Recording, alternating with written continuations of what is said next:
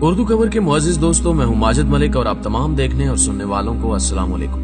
ناظرین گرامی، مانیسا ترکی کا ایک خوبصورت پرانا ٹاؤن ہے۔ یہ ازمیر کے قریب واقع ہے اور اپنی فضا، قدرتی جنگلوں اور پرانے بازاروں کی وجہ سے پورے سینٹرل ایشیا میں مشہور ہے۔ خلافت عثمانیہ کے دور میں ترک اسے شہزادگان کا شہر کہتے تھے، کیونکہ سلطان اپنے شہزادوں کو بچپن ہی میں مانیسا بھجوا دیتے تھے، اور یہ جب تک دین اور دنیا دونوں علوم کے ایکسپرٹ نہیں ہو جاتے تھے، یہ اس وقت تک مانیسا سے باہر نہیں جا سکتے تھے۔ فاتح قسطنطنیہ استنبول سلطان محمد فاتح کا بچپن بھی مانیسا میں گزرا تھا۔ سلطان فاتح کے والد سلطان مراد دوم نے سلطان محمد کی پرورش کی ذمہ داری اپنی ایک ملکہ اور وزیر خلیل پاشا کو سونپ رکھی تھی۔ ملکہ عیسائی تھی اور وہ ایسٹرن یورپ کے کسی عیسائی بادشاہ کی بیٹی تھی۔ سلطان محمد کی اس سوتیلی ماں نے استنبول کی فتح میں اس کا بہت ساتھ دیا۔ سلطان تقریباً جنگ ہار چکا تھا اور اس نے صبح فوجوں کی واپسی کے اعلان کا فیصلہ کر لیا تھا، مگر رات اس کی سوتیلی ماں اس سے ملنے آئی۔ اس نے اس کا حوصلہ بڑھایا اور سلطان فاتح نے اگلے دن قسطنطنیہ فتح کر لیا۔ سلطان فاتح کے اپنے شہزادے اور 1920 تک تمام سلطانوں کے شہزادے بھی مانیسا میں پروان چڑھے۔ یہ شہر اس قدر اہم اور تاریخی تھا کہ ہم اپنے کھانوں میں زردہ کھاتے ہیں۔ زردہ مانیسا کی سویٹ ڈش تھا۔ یہ یہاں سے پوری اسلامی دنیا میں پھیل گیا۔ پنجاب میں لوگ صدیوں سے بھانڈا نام کی ایک ڈش بنا رہے ہیں۔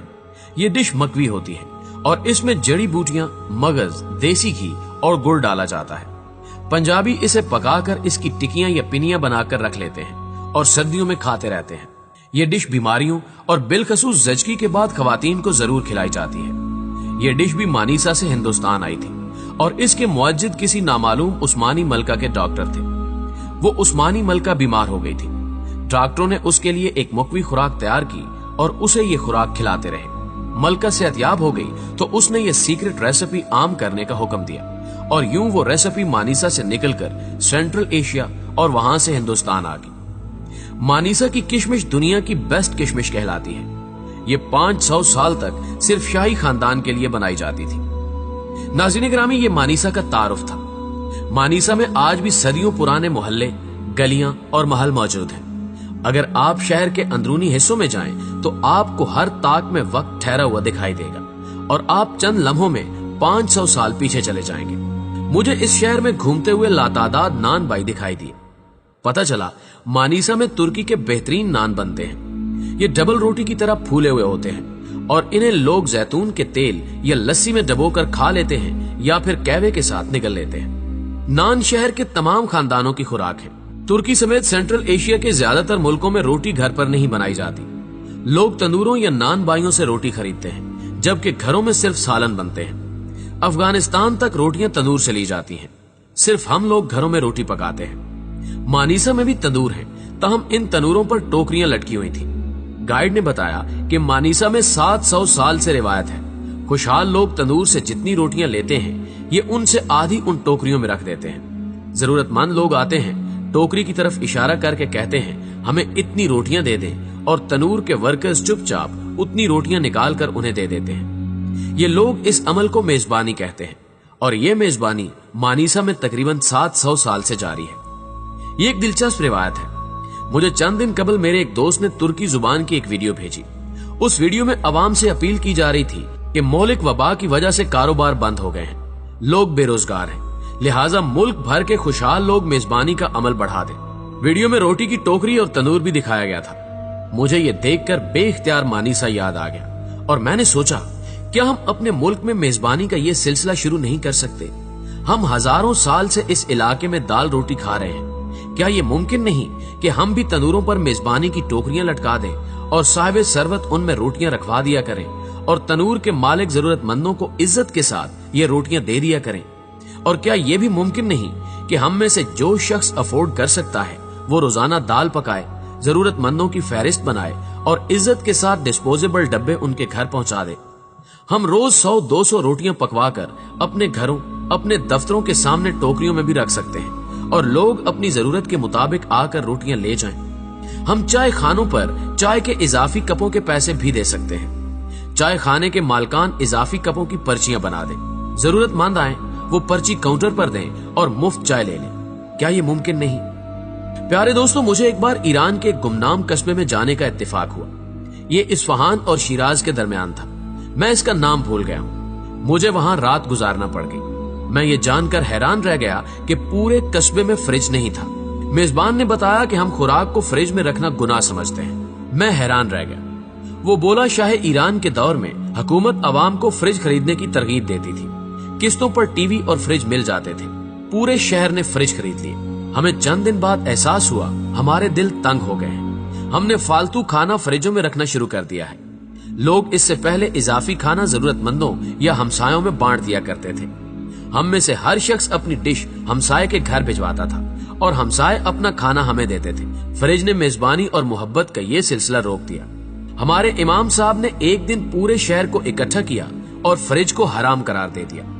हुकूमत ने बहुत जोर लगाया, लेकिन हम लोगों ने अपने फ्रिज बेच दिए या फिर अपने दूर दराज के रिश्तेदारों को दे दिए। वो दिन है और आज का दिन हमारे कस्बे में फ्रिज वापस नहीं आया। मैंने पूछा, इससे क्या फायदा हुआ? वो हंसकर बोला, बहुत फायदा हुआ। हमारे पूरे शहर में कोई शख्स भूखा नहीं सोता। लोग पेट भरकर खाना खाते हैं और बाकी खाना किसी न किसी मस्कीन, हाजतमंद या भूखे को दे देते हैं। हम लोग हमसायों में भी खाना बांटते हैं। यूं पूरे शहर में कोई भूखा नहीं रहता। मुझे ये रिवायत भी अच्छी लगी। आप भी याद करें, हम लोग भी फ्रिज से पहले यही करते थे। मुझे अपना बचपन याद है। मैं घर का सबसे बड़ा बच्चा था। मेरी वालदा रोज मिट्टी के बर्तनों में सालन और रोटियां डाल कर देती थी और मैं ये खाना दर्जन भर लोगों के ठिकानों तक पहुंचा कर आता था। मुझे आज भी याद है, लोग हाथ धोकर मेरा इंतजार कर रहे होते थे। लोग उस जमाने में मजदूरों और मेहमानों को जाकर कहते थे कि आपने खाने का बंदोबस्त नहीं करना, आप जब तक यहाँ हैं आपका खाना हमारे घर से आएगा। और वो खाना हम बच्चे पहुंचाते थे। लेकिन फिर फ्रिज आ गए और उनके आते ही दिल छोटे हो गए। लोगों ने 2 नवाले भी फ्रिजों में रखना शुरू कर दिए। डीप फ्रीजर आया तो कुर्बानियों का गोश्त भी रजाइयां बन गया। लोग ये भी 4-4 माह महफूज रखने लगे। हम अब यकीनन फ्रिज और डीप फ्रीजर को अपनी लाइफ से नहीं निकाल सकेंगे। लेकिन मेरी इसके बावजूद आपसे दरखास्त है कि मुल्क में जब तक इस वबा का रक्स जारी है और जब तक पूरी दुनिया की मुआशी सरगर्मियां बहाल नहीं हो जाती, हम कम अज कम उस वक्त तक खाना फ्रिज में रखना हराम करार देते। हम रोज अपने घर का सारा खाना जरूरतमंदों में पहुंचा कर सोएं। हम अगर 10-10 जरूरतमंदों का बोझ भी उठा लें, घर मार्क कर लें और उन घरों तक रोजाना खाना पहुंचा दें, या फिर अगर ये मुमकिन ना हो तो हम जरूरतमंदों को बता दें कि आप रोज हमारे घर से खाना ले जाया करें, तो आप खुद अंदाजा कर लीजिए हम कितने लोगों की जिंदगियां बदल देंगे। प्यारे दोस्तों, हमारी वजह से कितने लोग पेट भर कर सोएंगे। मुल्क कितना बदल जाएगा। लेकिन शायद ये मुमकिन नहीं, क्योंकि हमारे जहनों में भूख है और दिमागी भूखे दिल से नहीं सोचते। हमें ये बात पल्ले बांधना होगी कि 2020 तारीख का बदतरीन साल साबित होगा। दुनिया इस साल नहीं खुल सकेगी। मईशत को भी बहाल होते होते वक्त लगेगा। हमारे 5 करोड़ लोग खत्ते गुर्बत से नीचे जिंदगी गुजार रहे हैं। 1,85,00,000 लोग चंद माह में बेरोजगार हो जाएंगे। और हमने अगर अपनी हमाकतें और जिद जारी रखी तो हमारे मुल्क के कम अज कम 10 लाख लोग इस वबा का शिकार हो जाएंगे। 5-7 लाख लोग तो इस वक्त भी मरीज हैं, हम बस उन्हें टेस्ट नहीं कर रहे। हालात मजीद संगीन हो सकते हैं और हम उस वक्त तक इन हालात का मुकाबला नहीं कर सकते जब तक हम एक दूसरे की मदद नहीं करते। लिहाजा आज से ही आदत बना लें। आप ये तय कर लें कि हमारे दाएं बाएं कोई शख्स कम अज कम भूखा नहीं सोएगा। आप यकीन करें, हमने अगर ये भी कर लिया तो हम कामयाब हो जाएंगे और हम कमाल कर देंगे। दोस्तों, हमेशा की तरह मुझे पूरी उम्मीद है कि आज की वीडियो भी आपकी समझ में बखूबी आ चुकी होगी। अगर वीडियो वाकई आपको अच्छी लगी है तो इसे अपने दीगर दोस्तों के साथ फेसबुक और व्हाट्सएप पर भी जरूर शेयर कीजिएगा और नीचे कमेंट बॉक्स में वीडियो के हवाले से अपनी कीमती आरा भी हमारे साथ शेयर जरूर कीजिएगा। न्यूज चैनल पर नए आने वाले दोस्तों से गुजारिश है कि अगर उन्होंने अभी तक हमारा ये चैनल सब्सक्राइब नहीं किया तो इसे सब्सक्राइब करते हुए साथ मौजूद घंटी के बटन को भी दबा दें ताकि इल्मी, अदबी और तारीखी वीडियोस की नोटिफिकेशन आप तक बाकायदगी के साथ पहुंचती रहे। आज की वीडियो में बस इतना ही। अगली वीडियो तक के लिए हमारा, आपका, हम सबका अल्लाह निगहबान।